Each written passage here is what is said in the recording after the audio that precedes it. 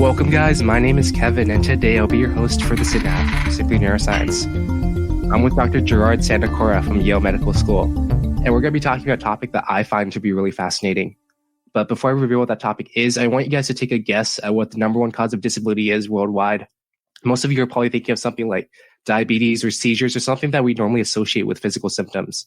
The answer is actually depression. We typically think of depression as a psychological disorder, not really a biological one, that's capable of causing something as severe as disability. But actually, there's a lot going inside the body when you have depression. And we're going to be talking about some of the biological disorders that underlie depression and some modern research that's being done on new treatments and antidepressants. So, Dr. Sanacora, why don't we start this off with you telling us a bit about yourself, how you got into medicine and psychiatry, and a little bit about Yale's depression research program and how you found yourself leading it. Sure. Well, thank you for inviting me, Kevin. I actually had a bit of an interesting pathway to get to where I am as a medical scientist specializing in psychiatry. My primary interest early on in college was in basic neuroscience. That still is one of my main interests. I was very interested in understanding behavior and understanding the underpinnings at the molecular level of behavior. And that gradually got me closer and closer to the medical field of psychiatry. So by the time I entered into medical school, I had a pretty good idea that I was interested in neuroscience, either doing neurosurgery, neurology, or psychiatry. And as I got more involved, I moved on. I did what's called an MD PhD program where you do your MD and your PhD. My PhD was in sort of understanding the neuroenergetics of the brain and how that controlled feeding behavior. I became much more interested in sort of the clinical aspects. Once I actually started treating patients, I really fell in love with the idea of actually helping people with mental illness, and really sort of as a great opportunity to merge cutting-edge neuroscience with actually treating patients in need of it. Now, at the Yale Depression Research Program, the goal of the program is to translate the cutting-edge advances in neuroscience and bring it right to the patients as quickly as possible, so we can really bring them the newest levels of science right to the bedside where we can help make people feel better. So I'm sure our audience is familiar with the monoamine hypothesis, which is the classical theory on the biology that's underlying depression.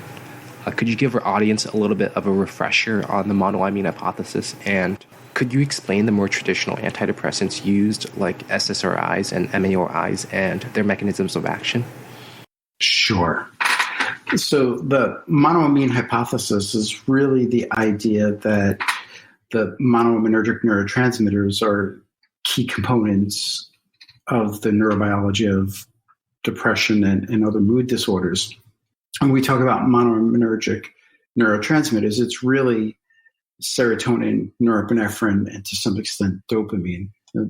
The way this hypothesis was developed was really through a series of serendipitous findings that happened in the late 1950s and 60s, where there was evidence to suggest that a medication that had been used for the treatment of high blood pressure, for hypertension, that seemed to deplete the neurons of these monoamines, may be causing people to become depressed.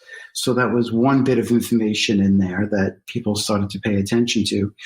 And then there were two other serendipitous findings. One was that a medication really developed as a sedative that seemed to have antidepressant properties when it was given to people, which was quite interesting. And then right alongside that, there was another medicine that had been used for the treatment of tuberculosis. And these are what's called the MAOIs. Seem to also be making people less depressed, in addition to helping with their tuberculosis. And that class of medication seemed to prevent the breakdown of the monoamines. The other drug, the imipramine, that was the sedative, seemed to actually block the uptake. So there were three pieces of information, one suggesting that a drug that depleted the monoaminergic neurotransmitters may be causing people to become depressed, another suggesting that this sedative hypnotic that may block the reuptake out of the synapse may have an antidepressant effect, and the other was this medicine used for tuberculosis that seemed to block the breakdown of the monoanergic drugs. All of those seem to point to the idea that there was a way of explaining depression through a reduction in the monoanergic system, and that you could get antidepressant effects by blocking the reuptake or breakdown. So that was the basic idea, and that really grew in the 1960s. Since then, we know that it's much more complicated than that. Yeah, so with modern research, it's showing that the monoamine hypothesis is not a complete picture of depression as we initially thought. So can you talk about some of the shortcomings of the monoamine hypothesis? And could you tell us if it's still relevant in modern research? Yes, there are definitely some shortcomings to the monoanergic hypothesis. As you mentioned, the timeline is one of the biggest problems. It was the basic idea that having reduced levels of either serotonin or norepinephrine in the brain or in the synapse could be causing people to become depressed, and that if you could block the reuptake or increase the levels in the brain, people would feel better. But we know that these medicines can make this happen very quickly, that you increase the levels, you block the reuptake.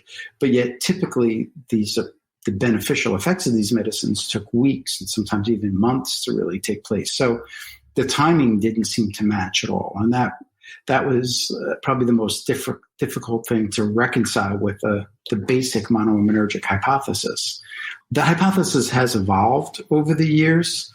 Now we've gained a much better understanding of how the brain works in general.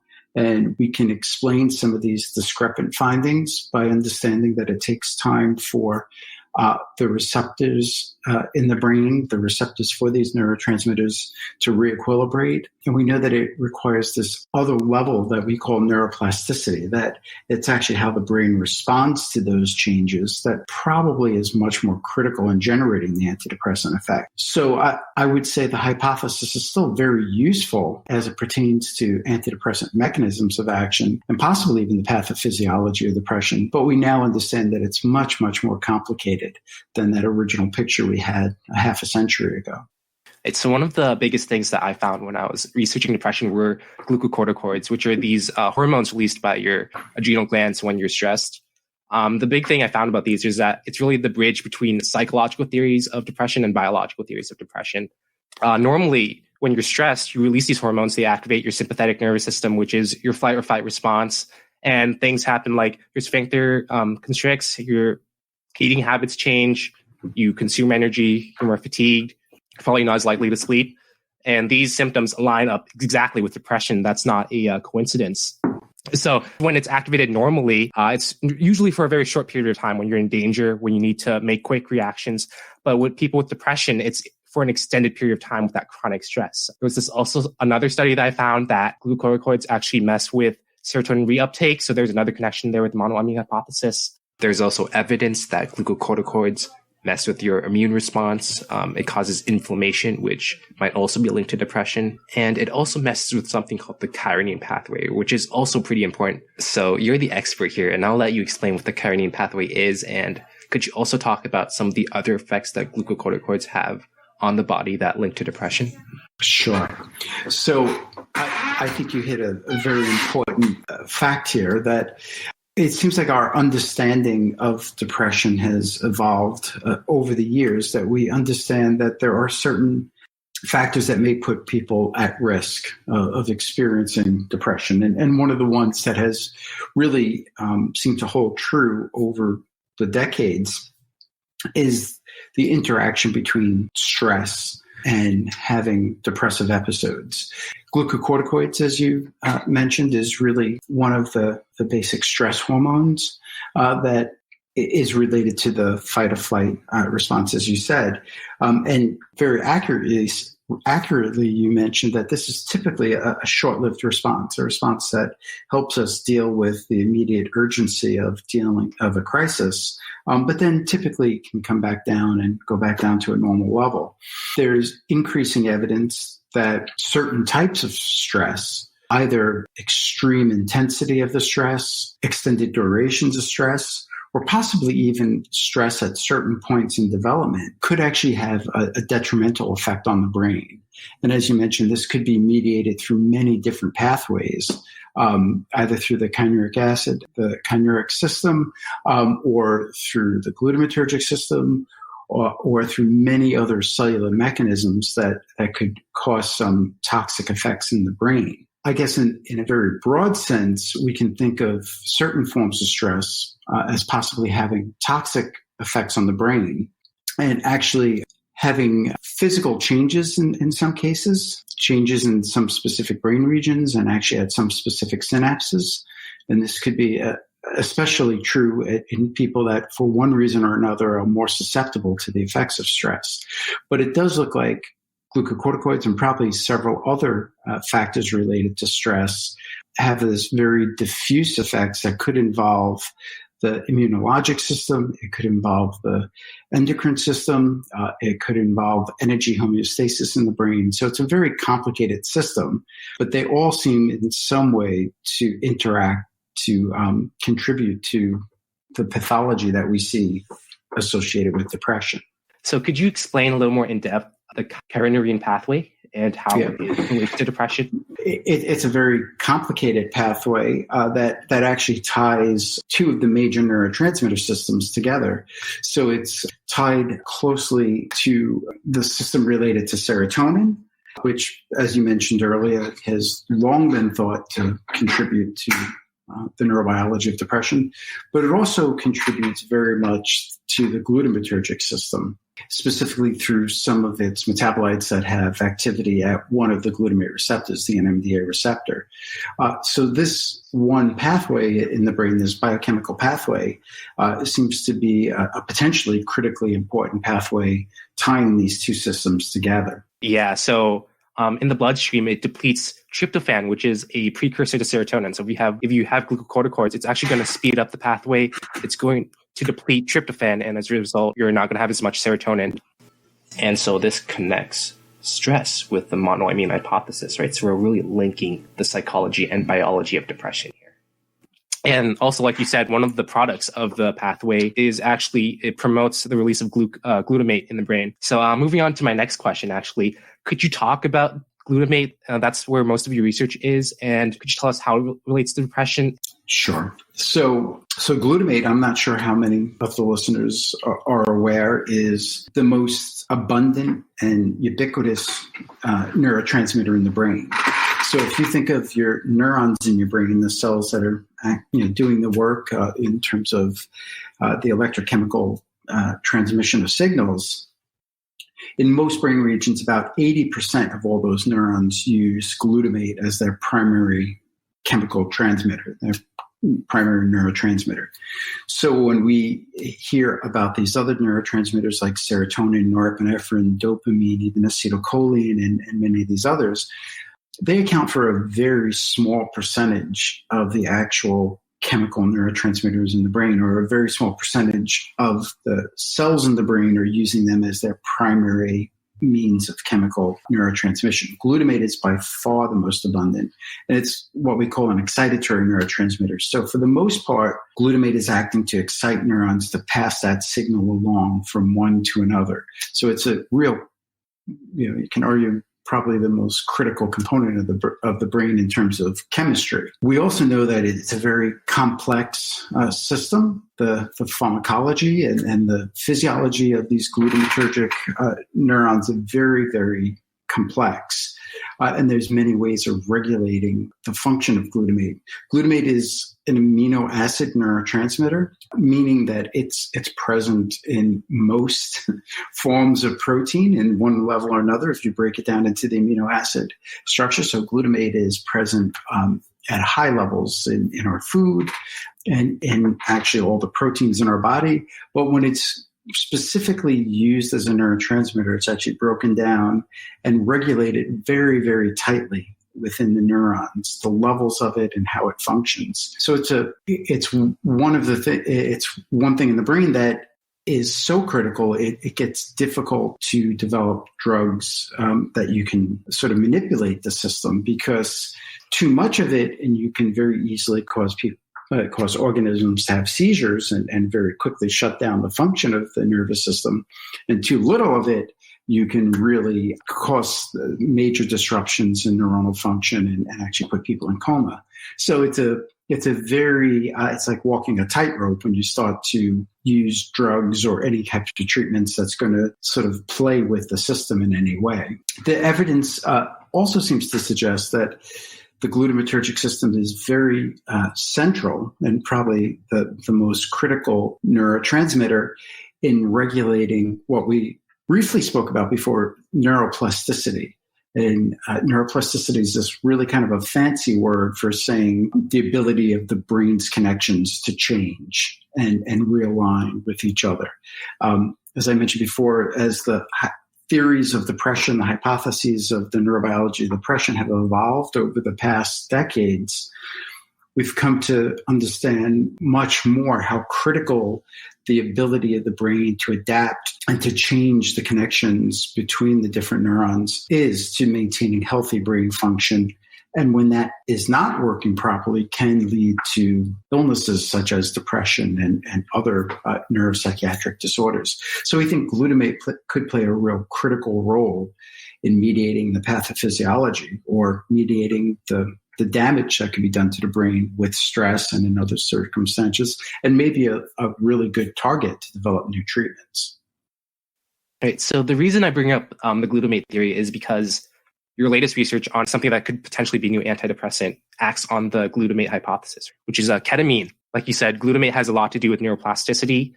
So too much glutamate can actually cause excitotoxicity. Ketamine is a channel blocker of glutamate, so it prevents glutamate from having its excitotoxic effects. Excitotoxicity destroys neurons. It destroys branching. So could you talk a little bit more about that and more of the mechanisms of action of ketamine and how it could potentially be used as an antidepressant in the future? Sure. So this starts to get quite complex and complicated, but I'll do my best to try to understand at least the best of our knowledge at this point. As I mentioned before, glutamate is present in very high levels in the brain. It's just it's an amino acid, but it's very, very tightly regulated within the brain and specifically within the synapses of the brain where the neurons talk to each other. And as you pointed out, high levels of glutamate seems to be toxic, and we call it excitotoxicity.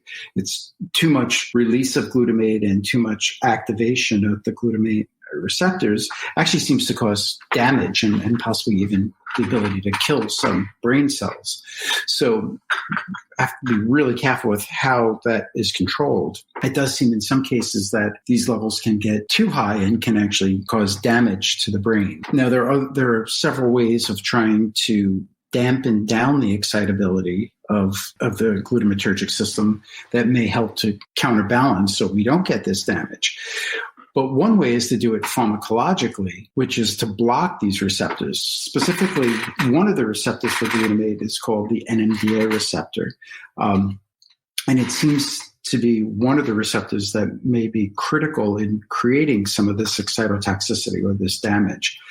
So the idea going back now 20, 25 years ago was the idea that you may be able to block this receptor in some way to prevent some of that damage that was occurring. And the original idea was even to use it for things like stroke.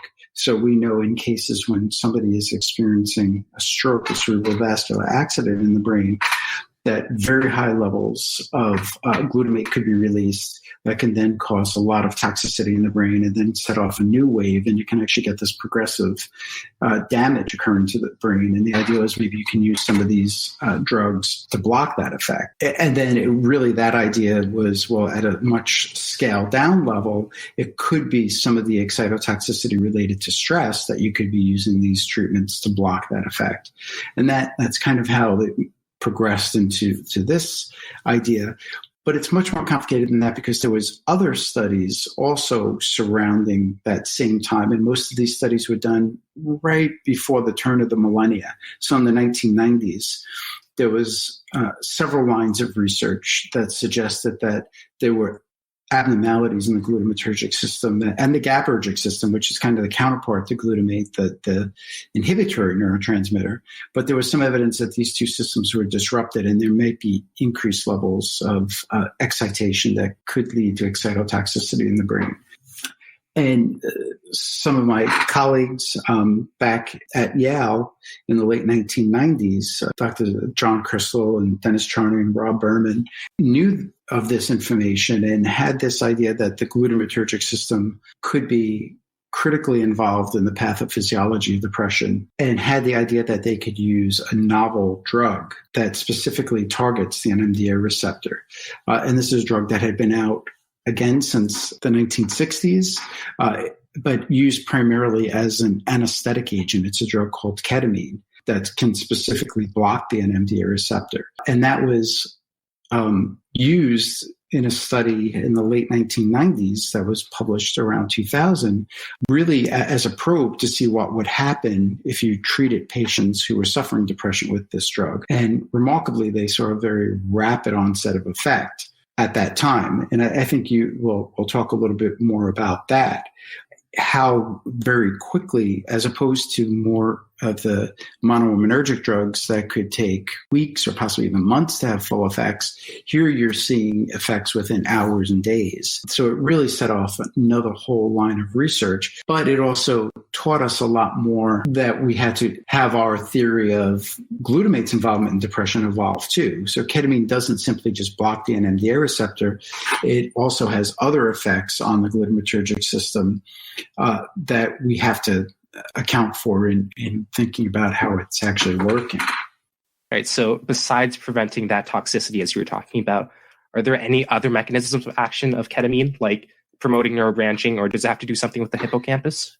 Yeah. So exactly. So it looks like when it is acting to block the NMDA receptor as its primary mechanism of action, but then there are downstream effects of that.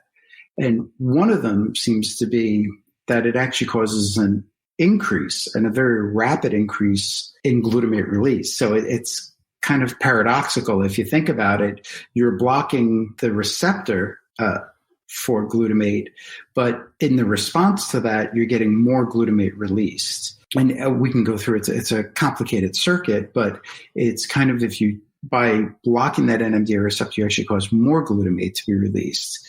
And with that increase in glutamate, it binds to other glutamate receptors. So the NMDA receptor is just one of several different types of glutamate receptors. So even though that's blocked, there's still increased activation of these other glutamatergic receptors. And one very critical one appears to be the AMPA receptor.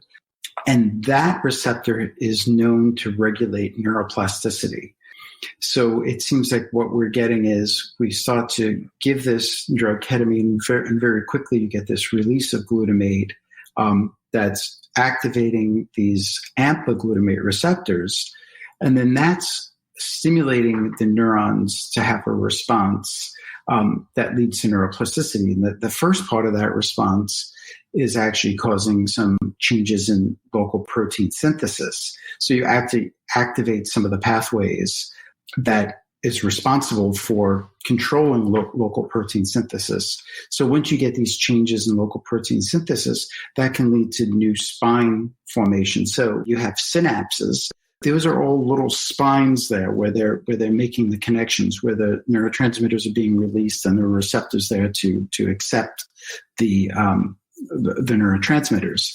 But in order to change that structure, you need new proteins to be formed and a lot of energy to be drawn to that site to form these new synapses. And it looks like that's what's happening when you activate these AMPA receptors. So in a very complicated mechanism, by blocking these NMDA receptors, you get an increase in glutamate activation of the AMPA receptors and probably other receptors at that point, which then stimulates the neurons to actually change their physical structure in order to allow for increased connectivity between the two different neurons. So you said there's this circuit when you block NMDA receptors that it results in a increased release of glutamate. So could you explain that circuit, or is it a bit too complex to get into? Well, no. It is fairly complex, but I feel like everything we've been talking about to this point has been fairly complex. So this is a fairly high-level discussion. It appears that there are certain what we call inhibitory interneurons. So these are neurons in the brain that actually cause other neurons not to fire. So they inhibit the firing. And it appears that some of these neurons, these specifically GABAergic, which are, as I mentioned, GABA is kind of the flip side of glutamate. Glutamate is this excitatory neurotransmitter. GABA is the major inhibitory neurotransmitter. But it looks like there are NMDA receptors on these GABAergic interneurons. So typically, if they're being excited, they would actually inhibit the release of more glutamate. And we think that this is very critical in certain brain regions that really control emotion and some other types of cognition. So it's this double negative type idea that if you block the activity or inhibit the activity of an inhibitory interneuron, you actually cause an increase in glutamate release into specific brain regions. So that's really the circuit we're talking about at the real micro level at the synapse. So you're inhibiting an inhibitory interneuron, which is causing excitation of the downstream neurons, which seem to activate AMPA receptors and then lead to that protein synthesis, and then the spine density changes and actually the changes in connectivity between neurons. So with ketamine, it's a very addictive drug. Have there been obstacles to legalizing ketamine for depression treatment use? Yeah, so it's interesting. So ketamine is a known drug of abuse. I don't think it's correct to say it's a very addictive drug. Addiction is a complicated word, and that there's a lot that goes to that. Ketamine does not seem to be like opiate drugs that your body becomes dependent and you can very quickly become addicted in the sense that you're using it. Ketamine doesn't seem to have that effect, but ketamine does clearly have some properties that lead it to be misused or abused. Another drug that is not so different than ketamine would be called angel dust. I don't know if people have heard of that or PCP. So ketamine can cause very unique experiences where there's changes in cognition and perception, and it can cause this very unique experience that some people get pleasure out of. And so it is a drug that can be abused, and we know in several areas of the world it can become pretty commonly abused and misused. So there are some real cautions that need to be taken and some hurdles. So ketamine is a controlled substance. So it's not a drug that can be prescribed so freely. So you do need to use it under certain controlled situations. And that's really how the drug is being used now for treating depression.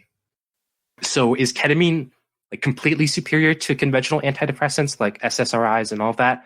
Or are there some benefits and cons that are both drugs that you would want to use one drug over the other?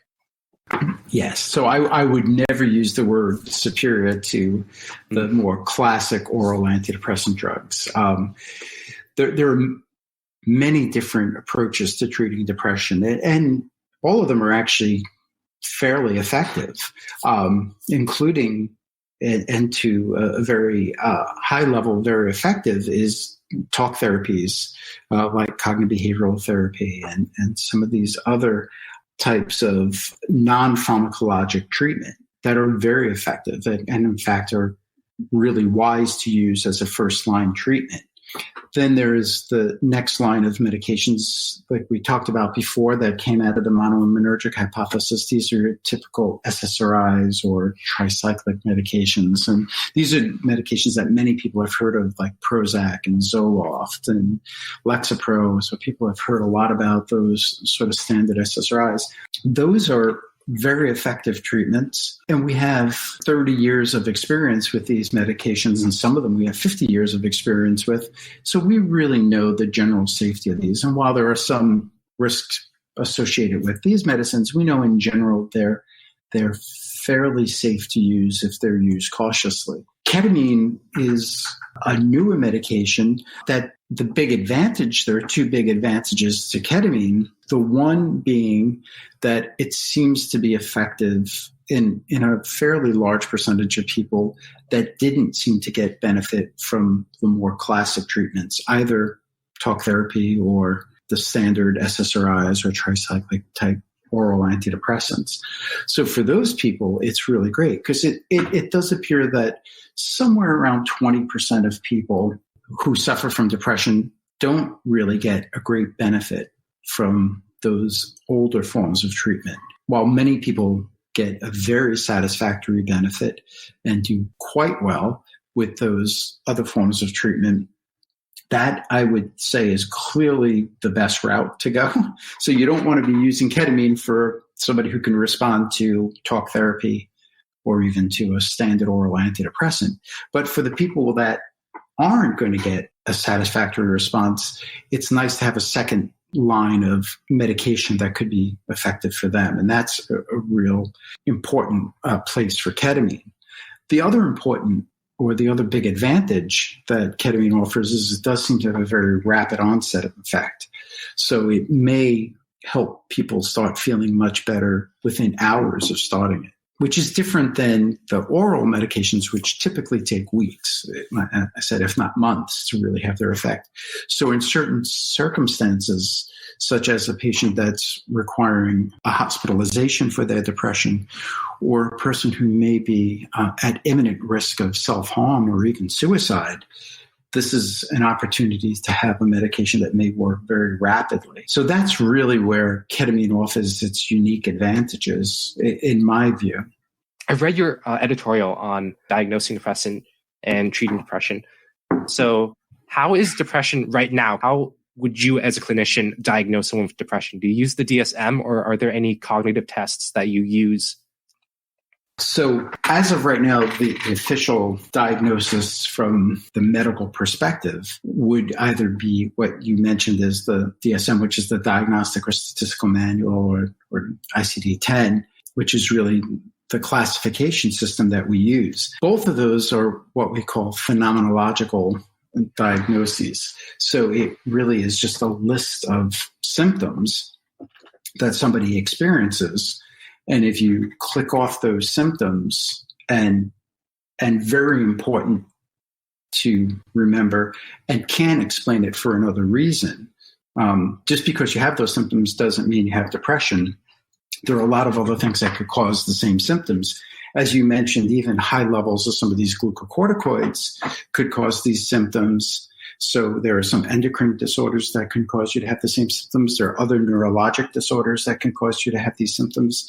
There are cancers that can cause you to have these same symptoms. And there's problems with drug abuse, substance use disorders that can have this. So just because you have the symptoms doesn't mean you have depression. But if you have those symptoms and you can't really find another clear reason for it, then you would get the diagnosis of depression. So it's a very complicated way of doing a diagnosis.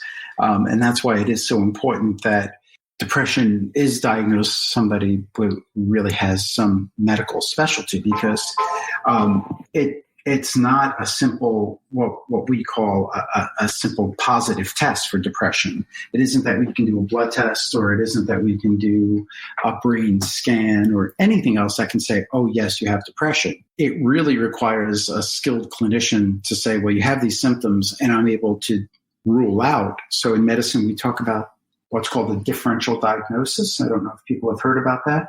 But the way we typically go about making a diagnosis in depression is thinking about all the possible things that it could be.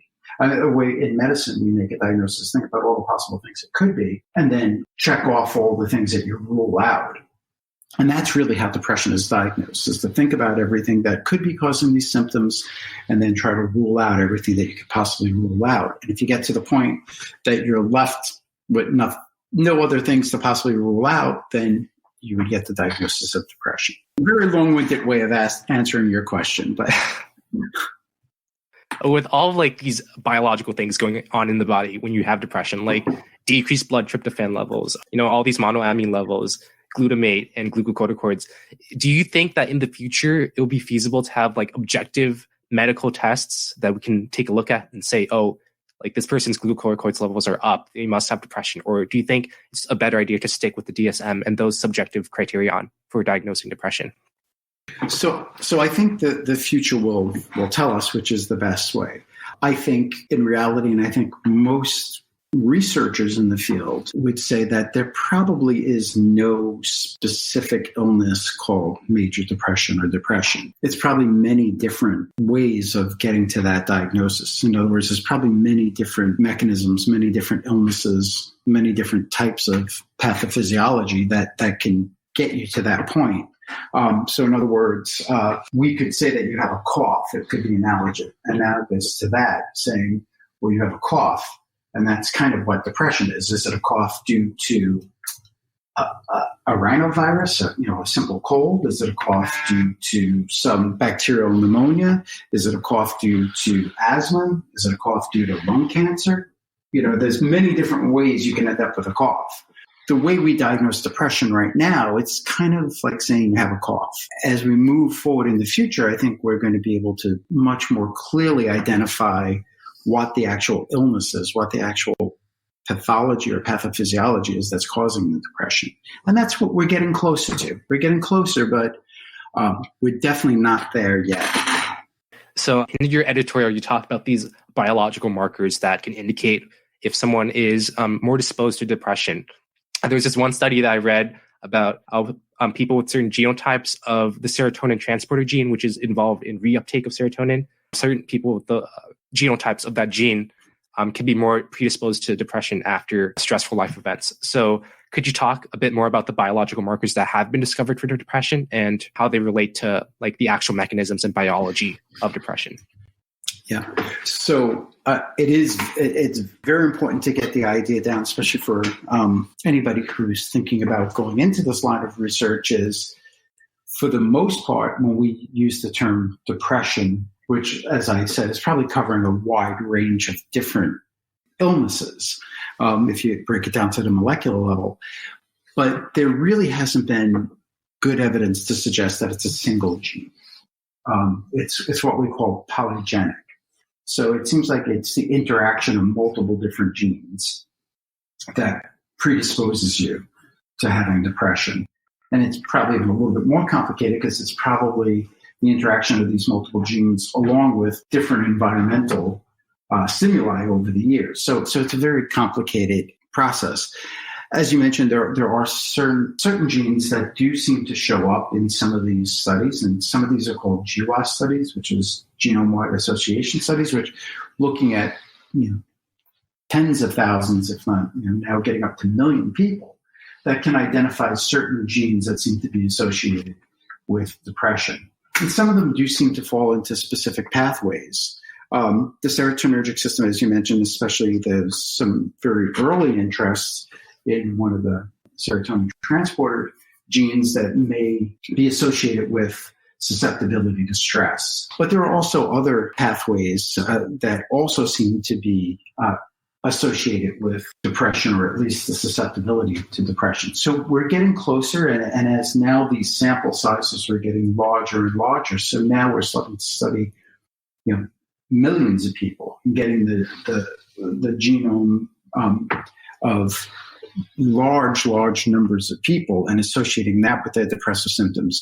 We're starting to get much closer to understanding which genes and even which pathways these genes are working through that may be putting people at risk. And understanding that may allow us to develop preventative treatments and or actual treatments for people suffering from depression.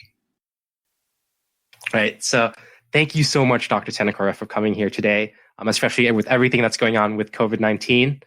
I hope you guys enjoyed this podcast episode. If you like it, you can check out some of our other episodes on AI. And that'll be it for today. So thank you once again, Dr. Sanacora, and I hope you have a nice day. Thank you, Kevin. Stay safe.